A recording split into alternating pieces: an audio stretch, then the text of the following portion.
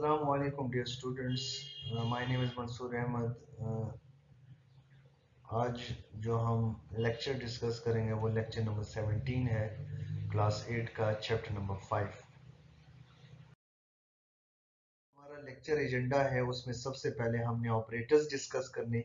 Operators हैं क्या, ठीक है, उसमें कौन कौन से जो हैं वो ऑपरेटर्स, टाइप्स ऑफ ऑपरेटर्स इस्तेमाल होते हैं, वो दूसरे टास्क में। उसमें टाइप्स ऑपरेटर में सबसे पहले अरिथमेटिक ऑपरेटर डिस्कस करेंगे कि अरिथमेटिक ऑपरेटर कौन कौन से सिंबल इस्तेमाल होते हैं। उसके बाद हम प्रेसिडेंस ऑफ अरिथमेटिक ऑपरेटर देखेंगे कि एक एक्सप्रेशन में सबसे पहले सिंबल कौन सा जो है वो सॉल्व करना है। उसके बाद चौथे एजेंडे में, जो लास्ट एजेंडा है हमारे टास्क का, उसमें हमने असाइनमेंट ऑपरेटर्स और रिलेशन ऑपरेटर्स को परफॉर्म करने के कैसे।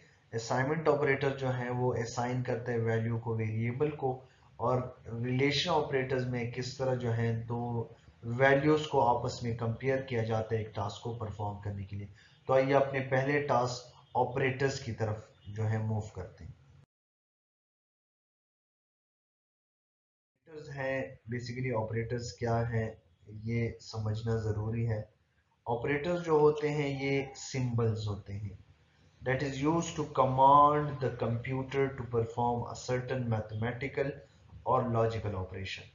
यानी ये सिंबल्स हैं जो बेसिकली उसके मुताबिक जो भी मैथमेटिकल या लॉजिकल टाइप के एक्सप्रेशन हो या ऑपरेशंस हो उसको परफॉर्म कर सके, उसके लिए बेसिकली ऑपरेटर इस्तेमाल होता है, ठीक है। तो ये कंप्यूटर को उस तरीके से टास्क कमांड देता है, कंप्यूटर उसके मुताबिक उस मैथमेटिकल ऑपरेशन को, चाहे वो प्लस का ऑपरेशन परफॉर्म हो रहा है या माइनस का ऑपरेशन परफॉर्म हो रहा है, मल्टीप्लाई का ऑपरेशन परफॉर्म हो रहा है, डिवीजन ऑपरेशन परफॉर्म हो रहा है, या किसी दो वैल्यूज को चेक कर रहे हो, कंपेयर कर रहे हो, लॉजिकल ऑपरेशन, तो उसके मुताबिक जो सिंबल इस्तेमाल होगा उस सिंबल के मुताबिक उस टास्क को परफॉर्म किया जाएगा, उसको ऑपरेटर्स कहा जाता है। अब for example, one of the common operator that is use in your programming language basic, तो उसमें जो है कि ऑपरेटर जो हैं ये ऑपरेट करते हैं किस चीज को, डेटा एंड वेरिएबल्स को। जो नंबर्स होंगे, जो डेटा तुम कंप्यूटर को दोगे, जो प्रोग्राम में तुम लिखोगे, जो वेरिएबल जिसको तुमने वैल्यू असाइन करनी है, उसके मुताबिक ये क्या करेगा, उस ऑपरेटर जो है उस टास्क को परफॉर्म करेगा। डेटा से यहाँ मुराद कॉन्स्टेंट्स हैं, वेरिएबल्स मीन जो एक नाम हो जिसमें तुम किसी वैल्यू को असाइन करते हो। तो इसलिए बहुत डिफरेंट टाइप्स ऑफ ऑपरेटर्स जो हैं वो इस्तेमाल होते हैं हमारे बेसिक प्रोग्रामिंग लैंग्वेज में। ये एक हाई लेवल लैंग्वेज प्रोग्राम है जिसके अंदर हम क्या करते हैं, टास्क को परफॉर्म करते हैं। सबसे पहले अरिथमेटिक ऑपरेटर्स हैं। अरिथमेटिक ऑपरेटर कौन सा है वो आगे डिस्कस करते हैं डिटेल से। फिर उसके बाद असाइनमेंट ऑपरेटर्स है और फिर रिलेशन ऑपरेटर। ये तीन ऑपरेटर्स आपके बुक में डिस्कस किए हुए हैं कि इसको जो है वो किस तरह जो है वो सिंबल्स के थ्रू परफॉर्म किया जाता है, और कंप्यूटर को टास्क देके उस टास्क को एग्जीक्यूट करेंगे। तो सबसे पहले अरिथमेटिक ऑपरेटर्स की तरफ मूव करते हैं कि अरिथमेटिक ऑपरेटर क्या है। टाइप्स ऑपरेटर में जो सबसे पहले है वो है अरिथमेटिक ऑपरेटर्स। अब अरिथमेटिक ऑपरेटर्स जो हैं ये क्या करते हैं, it is used to perform arithmetic operations. यानी जितनी भी मैथमेटिकल अरिथमेटिक ऑपरेशंस होंगे, जैसे एडिशन है, सब्ट्रैक्शन है, मल्टीप्लिकेशन है और डिवीजन है, और मॉडुलस है, M O D, mod, modulus operator. Remainder के लिए अक्सर इस्तेमाल किया जाता है मॉडुलस ऑपरेटर को, यानी मॉड, एम ओ डी, ये पांचवा ऑपरेटर है जो इस्तेमाल होता है, that is called M O D, modulus. Modulus means remainder, यानी जो रिमाइंडर्स के लिए इस्तेमाल हो, ठीक है, that is use for remainder value. जैसे आप किसी वैल्यू को डिवाइड करते हो और डिवाइड करने के बाद जो वैल्यू आती है वो रिमाइंडर, उसको हम मॉड मॉड से रिप्रेजेंट करते हैं, तो इसलिए इसको मॉडुलस कहा जाता है। ये पांच वो ऑपरेटर्स टास्क हैं, ऑपरेशन टास्क हैं, जिसके मुताबिक क्या किया जाता है, उस अरिथमेटिक ऑपरेटर ऑपरेशंस को जो है वो परफॉर्म किया जाता है। अब सबसे पहले जो है addition is use the plus symbol, ये ऑपरेटर साइन है, देखिए आपको नजर भी आ रहा है डायग्राम में। सब्ट्रैक्शन, ये माइनस साइन रिप्रेजेंट करना है, so this is the symbol which is use to perform the arithmetic operations. ये जो मल्टीप्लाई साइन है ये ऐसे यहाँ पर थोड़ा सा जो है वो नहीं, ये ऐसे क्रॉस और दरमियान में इस तरह की लाइन, इस पे स्टेरिक बोला जाता है, मल्टीप्लाई साइन। फिर उसके बाद डिवाइड को ये फॉरवर्ड बैक स्लैश साइन ऐसे इस्तेमाल करना, ठीक है। और ये परसेंटेज जो होता है ये मॉडुलस के लिए इस्तेमाल होता है। Now this is represent as modulus. Modulus means जो रिमाइंडर की वैल्यू उसको प्रेजेंट करे। तो ये सब के सब क्या है, these are all called arithmetic operators. इन सिंबल की मदद से हम क्या करते हैं, अरिथमेटिक ऑपरेशन के टास्क को परफॉर्म करते हैं, that is called arithmetic operator. तो नेक्स्ट टास्क की तरफ मूव कर। प्रेसिडेंस ऑफ अरिथमेटिक ऑपरेटर्स जो है ये क्या है कि मैंने एक अरिथमेटिक जो एक्सप्रेशन हमें दिया गया होगा उसमें जो ऑपरेटर्स एक से ज्यादा इस्तेमाल होंगे, प्लस है, माइनस है, मल्टीप्लाई है, डिवाइड है, उसमें से देखना है कि सबसे पहले किस प्रायोरिटी में आपने उस अरिथमेटिक ऑपरेटर को सॉल्व करना है। तो इसको प्रेसिडेंस कहा जाता है। जैसे precedence is the priority that is followed while applying these operators। ठीक है, ये जो आपको टेबल नजर आ रहा है इसमें आपको वो प्रेसिडेंस दिए हुए हैं कि सबसे पहले प्रायोरिटी में कौन सा जो है वो टास्क परफॉर्म किया जाएगा। इसलिए एक एक्सप्रेशन के अंदर एक से ज्यादा अरिथमेटिक ऑपरेटर्स जो हैं वो इस्तेमाल होते हैं। इसलिए अगर हम यहाँ पर arithmetic operator given the following table को देखें तो देखें सबसे पहली प्रायोरिटी पे जो एक्सप्रेशन सॉल्व होगा, जो ऑपरेटर सॉल्व होगा वो एक्सपोनेंशिएशन यानी पावर ऑपरेटर होगा।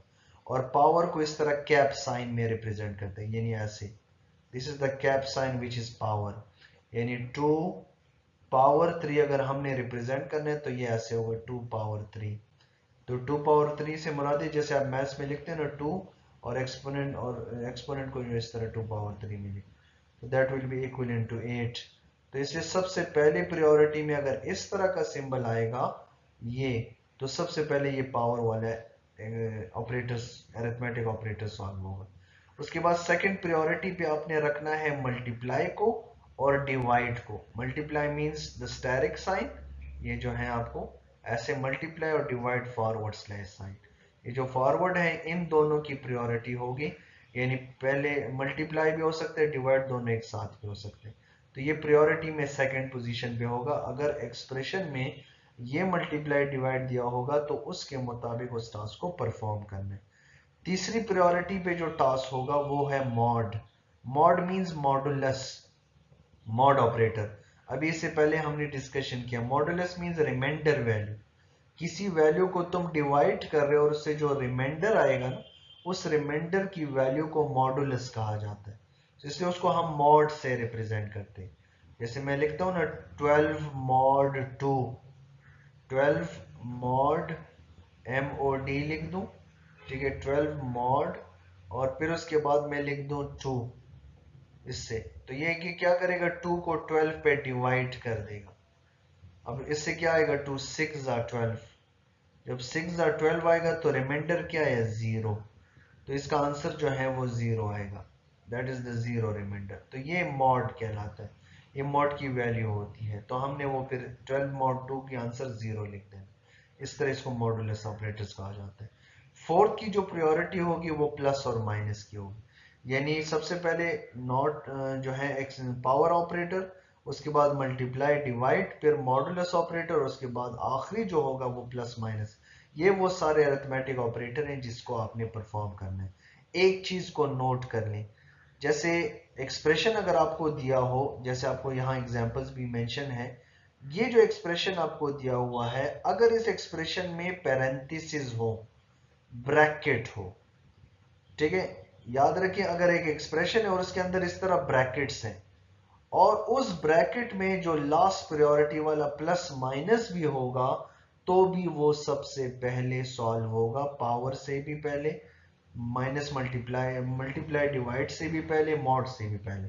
अगर उसी पैरेंथेसिस के अंदर प्लस की वैल्यू हो, जैसे a प्लस बी हो ऐसे, और a की वैल्यू 2 है और b की वैल्यू 3 है, तो अब इस सिचुएशन में ये प्लस भी सबसे पहले प्रायोरिटी पे सॉल्व होगा। क्यों? क्योंकि ये पैरेंथेसिस जहां पर भी होंगे वो सबसे पहले सॉल्व होंगे।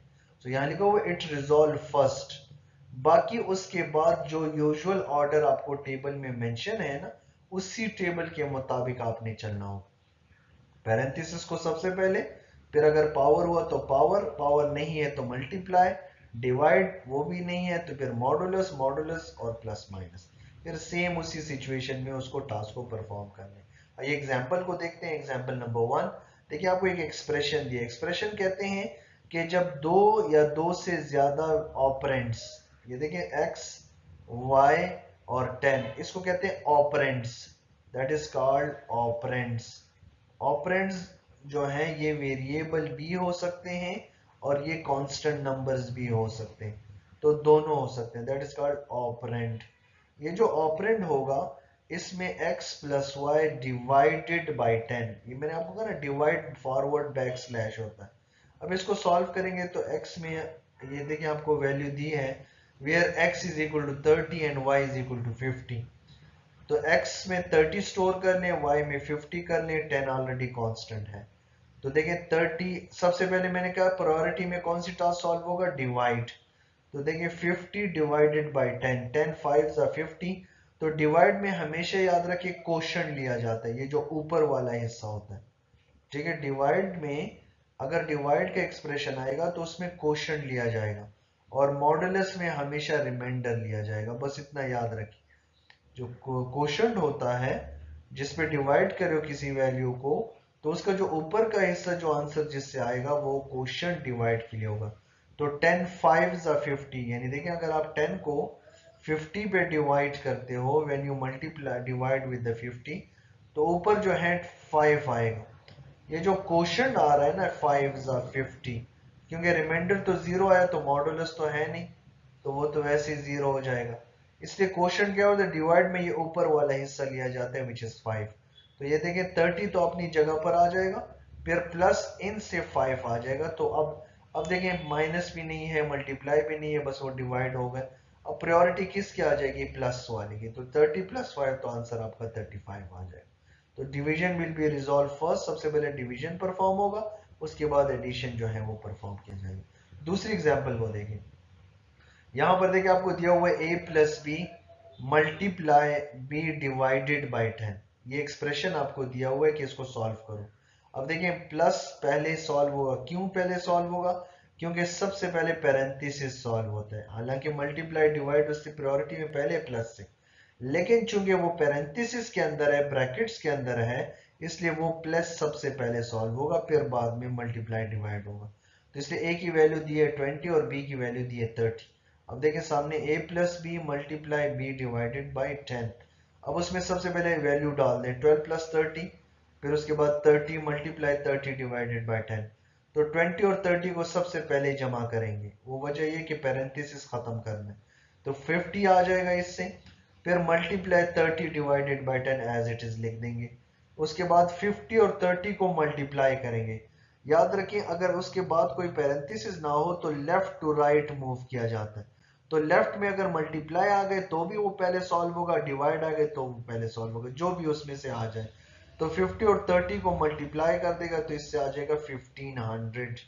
तो 1500 को जब 10 पे डिवाइड करोगे तो इससे आंसर आपका 150 आ जाएगा।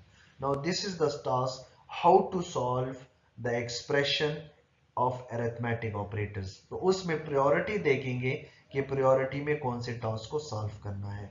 आइए नेक्स्ट टास्क की तरफ चलते हैं। उसके बाद अनदर टाइप्स ऑफ ऑपरेटर्स जो हैं वो हैं असाइनमेंट ऑपरेटर्स और रिलेशन ऑपरेटर्स। ये दो जो हैं अरिथमेटिक ऑपरेटर के बाद।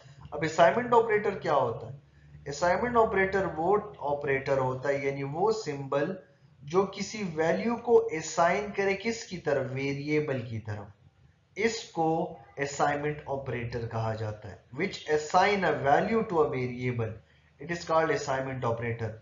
जैसे प्रोग्रामिंग लैंग्वेज में असाइनमेंट ऑपरेटर इक्वल साइन से रिप्रेजेंट होता है। ये वो सिंबल है जो क्या करेगा, वैल्यू को असाइन करेगा किसकी तरफ, वेरिएबल की तरफ। लाइक फॉर एग्जांपल मैं लिखता हूं ना a इज इक्वल टू 5।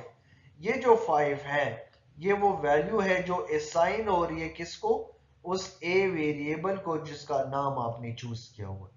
इसी तरह दूसरी एग्जांपल देखें, the expression instruct the computer to calculate a plus 2.454, assign the result to x।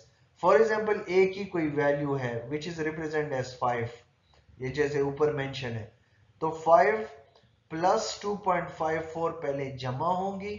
हमेशा याद रखें इक्वल ऑपरेटर्स के राइट साइड पे, यानी ये जो वैल्यू है, राइट साइड पे जो भी वैल्यू होती है सबसे पहले वो ऑपरेट होती है। उससे जो रिजल्ट आता है उस रिजल्ट को फिर x यानी वेरिएबल में स्टोर किया जाता है इस असाइनमेंट ऑपरेटर यानी इक्वल की मदद से। तो यहां देखिए लिखा हुआ है the expression instruct the computer to calculate a + 2 5 4 and assign the result to x। उसके बाद फिर x को असाइन होगी। इस तरह के ऑपरेटर को असाइनमेंट ऑपरेटर कहा जाता है।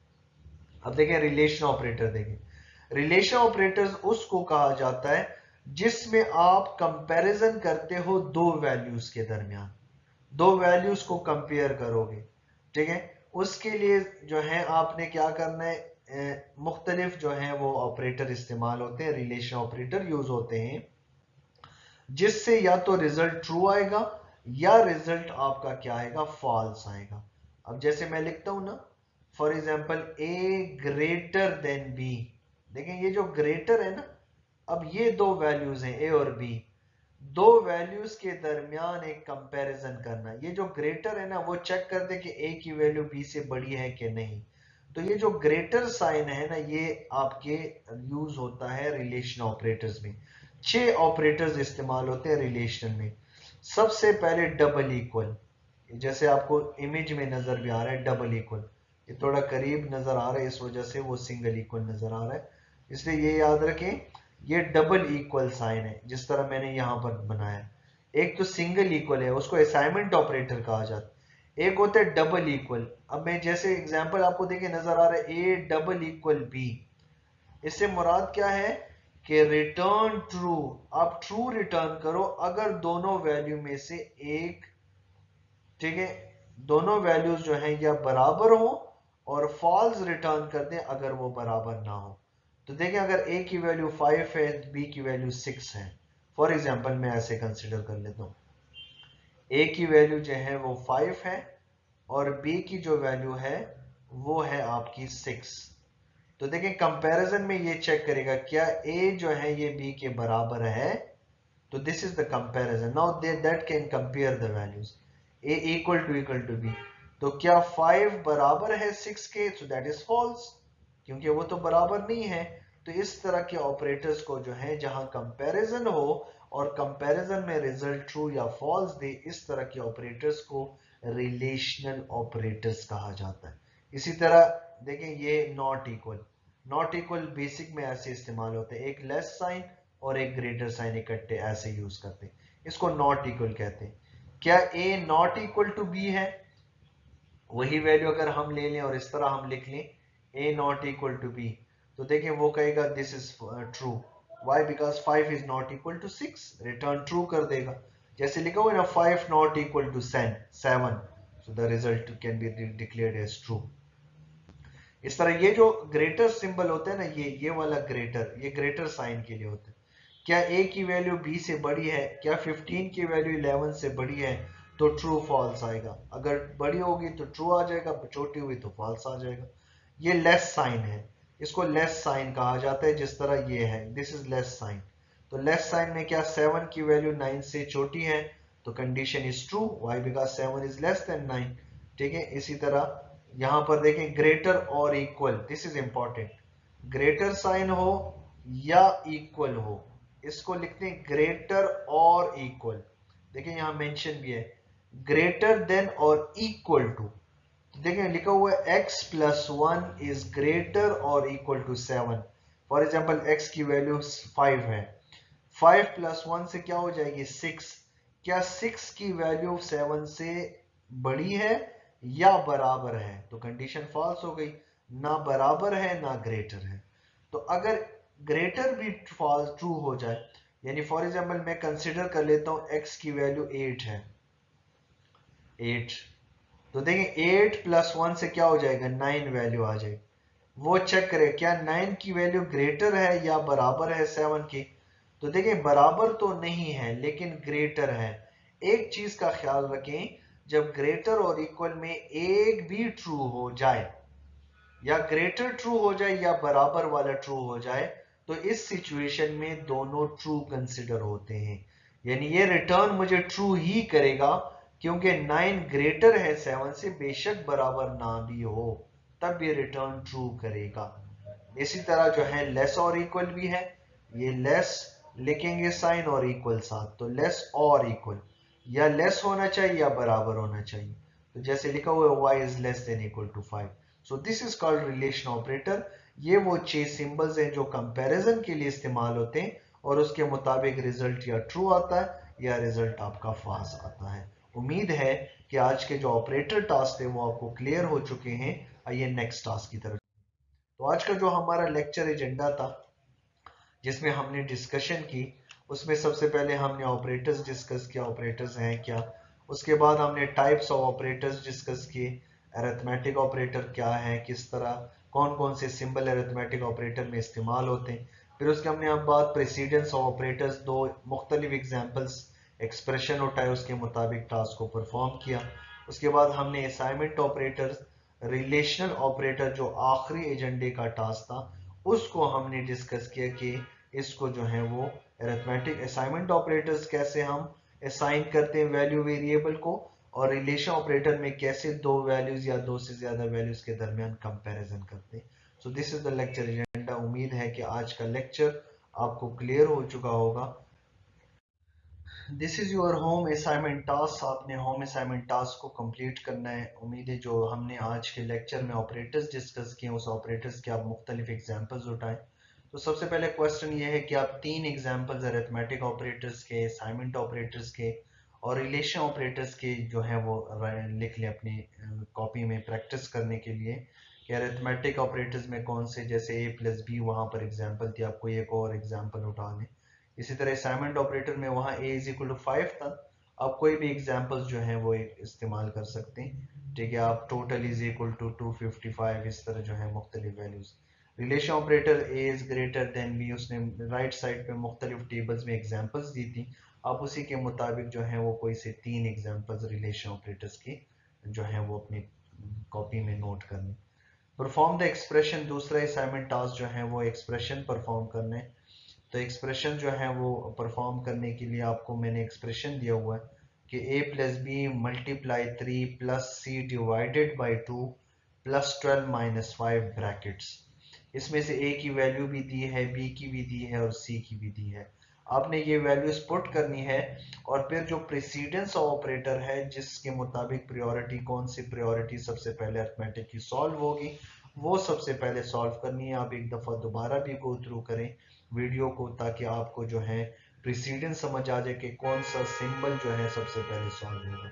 तो this is your home task, perform it, practice it, आपको इतनी जो है वो चीजें जो है वो समझ आएगी। Thank you so much for watching this lectures. उम्मीद है कि आज आपको जो लेक्चर है वो क्लियर हो चुका होगा। अगले लेक्चर में इंशाल्लाह हम बेसिक प्रोग्रामिंग लैंग्वेज के बारे में डिस्कशन करेंगे कि बेसिक प्रोग्रामिंग लैंग्वेज है क्या है, उसके मुताबिक उस टास्क को परफॉर्म करेंगे। अल्लाह हाफिज़, अस्सलामु अलैकुम वरहमतुल्लाह।